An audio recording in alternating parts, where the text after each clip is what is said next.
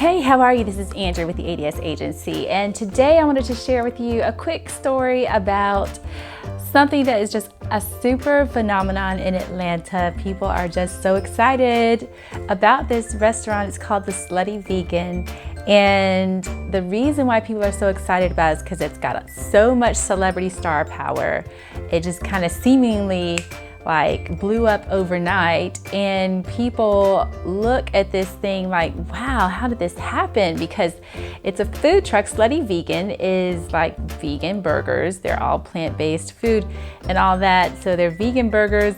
You get burgers and fries basically, and they started out as a food truck, and the food trucks would have lines for days. There were people who spent 7 hours in line waiting for one of these burgers. And so the process once you get a burger is that you get to say that you've been sluttified, because it's SluttyVegan, and the names are all interesting, fun little names, One Night Stand and Hussy Fussy or something like that. They're all fun, cool names all around that brand theme of a SluttyVegan and getting sluttified and all that. So it just caught wind with a lot of celebrities, and for that reason it just became the thing to do, especially in the African American community. I mean, if you look at that line, it's largely African American patrons all the way down that line, and it's a Black-owned business by a woman named Pinky Cole. So really quickly, I just tried it for the first time recently and recorded my own experience, because that is the trend with getting sluttified, is you record your experience eating it for the first time. Honestly, I probably am the wrong person to try this, because I sent someone in the line for me and just told them to get me whatever, and I did not even think about the fact that it could be spicy and all that. So I have a very sensitive palate. For me, it was, I think the sauce or whatever had a spicy flavor, so I couldn't eat it, but I could at least tell from the bite that I had that it was decent. It was a good burger, and I could probably eat it without the sauce.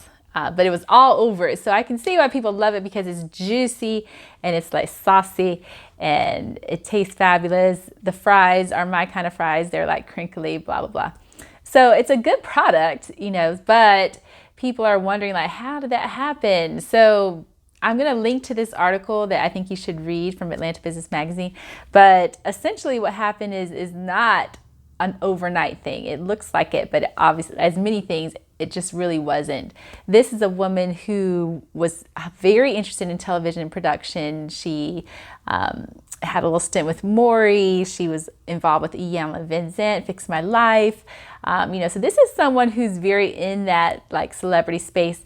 What happened, kind of gave her a break, was that she got in the same kitchen with someone who was an Instagram influencer with 25,000 followers, right? So pretty sizable for this area. And that woman featured these burgers on her platform, and from then on it kind of took off. And then another thing happened. So there was an influencer involved, then there was a celebrity involved. So EBOOK got a hold of it, posted her own authentic reaction to trying it for the first time. And because of that, it kind of really took off from there. So from then, everyone was trying it, and everyone became so interested in being sluttified.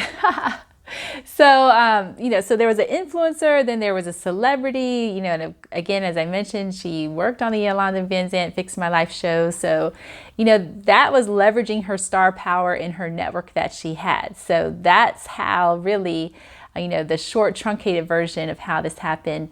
I will be back later with some more tips on this that I think you might find interesting, because there's a lot to be learned by the SluttyVegan story, getting sluttified and all that. And I have limited time at this moment. However, in just a minute, I'll be right back to share with you a couple other tips you might want to be aware of for your own business. How can you apply that kind of sluttified formula to your own business? All right, so be back in just a minute. Okay. So what's on this? Little things keep falling out, and I'm eating them off the paper.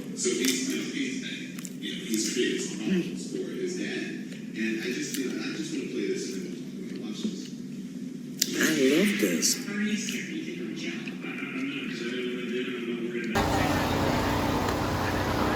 Here is our actual technology that we have for paint. All she has to do, as you can see, is choose a paint color that she wants to see on her wall, click it, and it gets applied automatically to the wall. It segments around the door, around her furniture.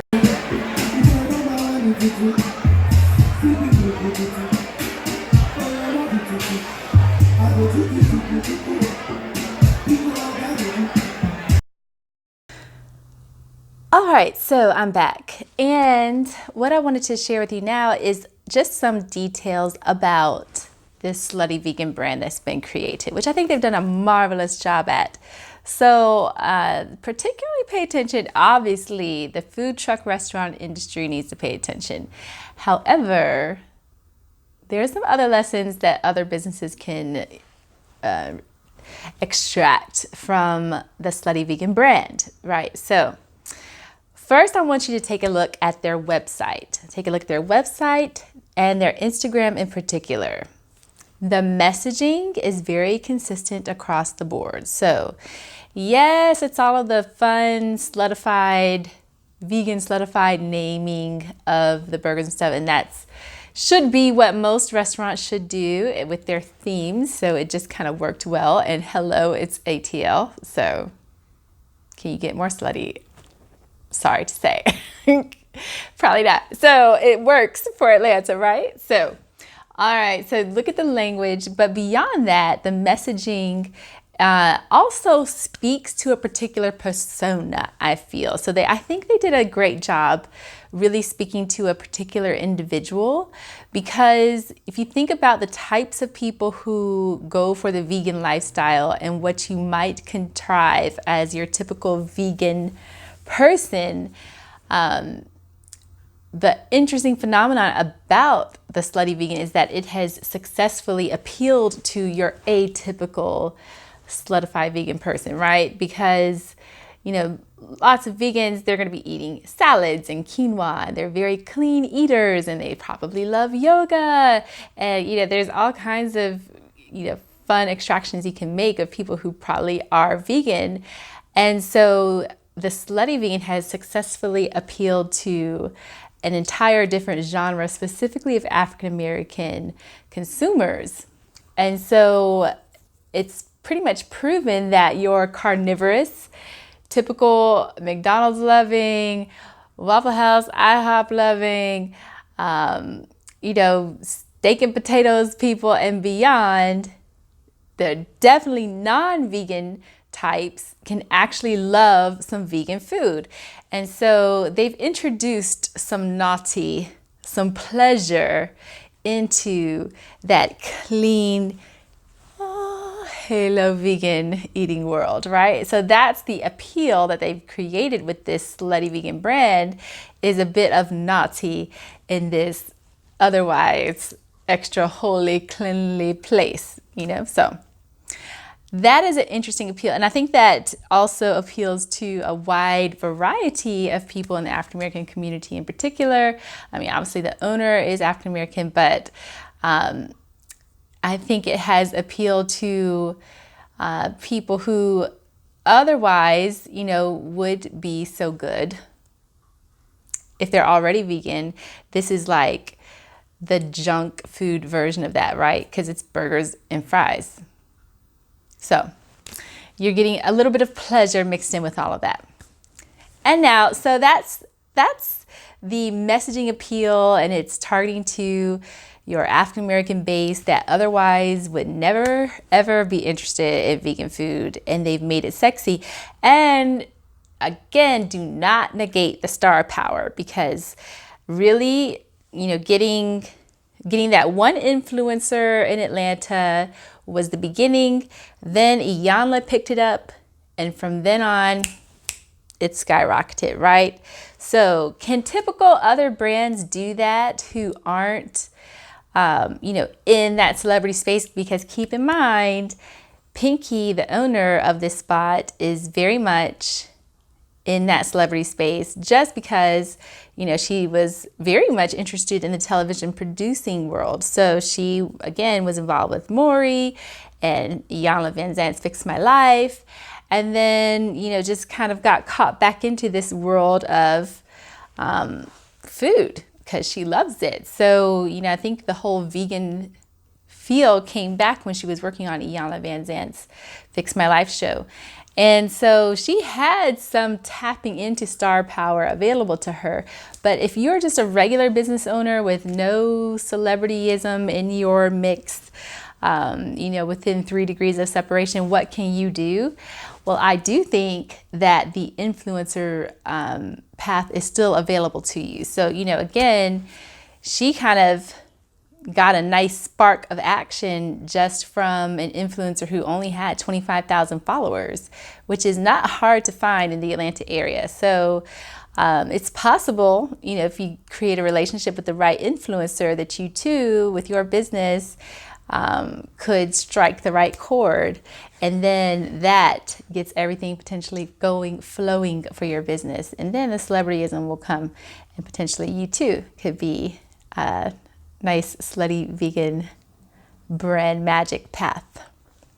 But you know, again, I would say authenticity is in all of this. So the owner does all her own Instagram posts. I'm sure she realizes at some point that's going to be a bit impossible for her, but you can really tell that the voice and the thought behind everything really is authentically her, and that comes through, right? So that's really what makes this magic, is the authenticity behind it all. Yes, it's got clever naming conventions in the food itself and the types of burgers and the actual name of the business. All that's clever and consistent, and that's fantastic and goes a long way. But in addition to that, also the authenticity surrounding all of this was magical. So I would convey to you, think about how you can interject your own authenticity in your own brand and see what kind of magic that brings about for you. All right, that's it for today. And by the way, speaking of authentic magic, there is an ebook out which you can get now on Amazon.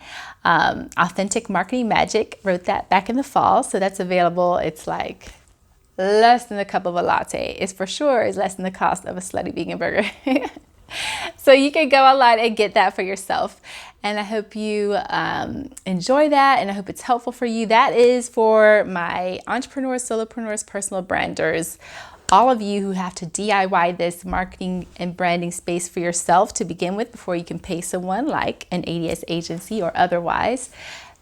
Get that book. I mean, it's just a simple, no fuss, bare bones, here's the tools, here's how to use them, here's why type of book. Okay, wrote that for you. And that's it for today. Don't forget Brand Tech Day. Atlanta people, Brand Tech Day is coming up May 18th. You do not want to miss that. We are locked on the space we have for that. And that's nobody creating any kind of weird urgency. It's just the truth. We only have 100 spots for this thing. And so Brand Tech Day, it's already the extra hotness, and I promise you, you will not want to miss out. So if you need branding, technology help, real practical help that can help you in your business right now, do not miss out on Brand Tech Day. bit.ly/BrandTechDay 2019. Get your seat. Don't tell me that I didn't tell you. I'm trying to tell you so you don't say that later. All right, and now I'm done. Don't forget to follow us. Like this video. If you like this video, hit subscribe so you can subscribe to this channel, and also click that bell that shows up after you hit subscribe, because that's how you're gonna get notifications every time we have a new video that comes out. Otherwise, if you don't do that, you're probably never gonna see these videos, okay? And that's it, people. Hope you have a good one. Cheers. Have a great weekend. Bye.